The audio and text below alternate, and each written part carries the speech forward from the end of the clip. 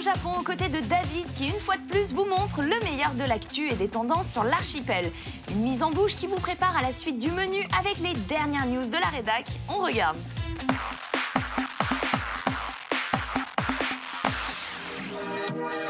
Konnichiwa, salut à tous. Aujourd'hui, nous sommes à Kawasaki, au sud de Tokyo, et je vous emmène au Heisei Festival.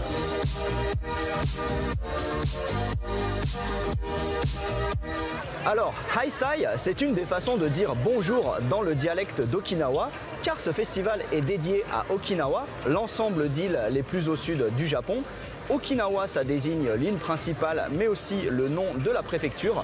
Le climat y est tropical, rien à voir avec Tokyo, et la culture est assez différente aussi.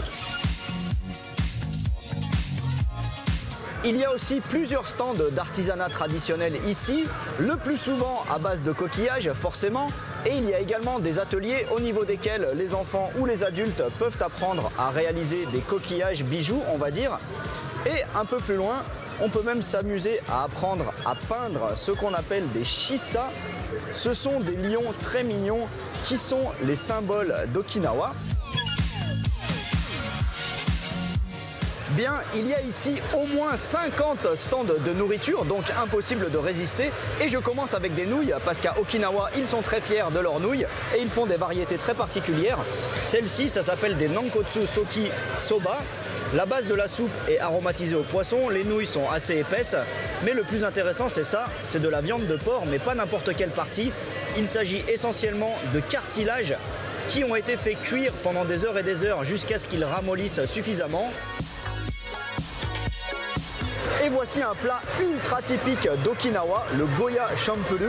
Alors l'ingrédient principal, c'est ce légume vert. Le goya, c'est un légume de la famille de la courge. Et c'est mélangé avec des morceaux de viande de porc, du soja, des œufs et du tofu. Mais le problème principal, c'est que le goya, c'est amer. Mais c'est amer, mais à un point, vous ne pouvez pas imaginer. C'est à la limite de l'immangeable. C'est pour ça qu'ils le mélangent avec plein de trucs. Toute la journée pendant ce festival, il y a des concerts de musique. Alors bien sûr, il y a des groupes et des chanteuses d'Okinawa au style plutôt moderne.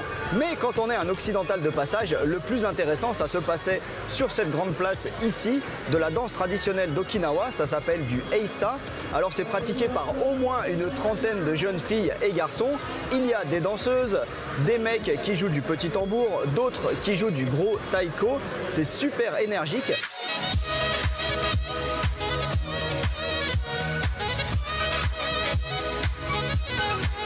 Voilà, je ne suis allé qu'une seule fois à Okinawa et c'était génial. Mais là, cet événement m'a vraiment donné envie d'y retourner. Allez, à plus. Ciao.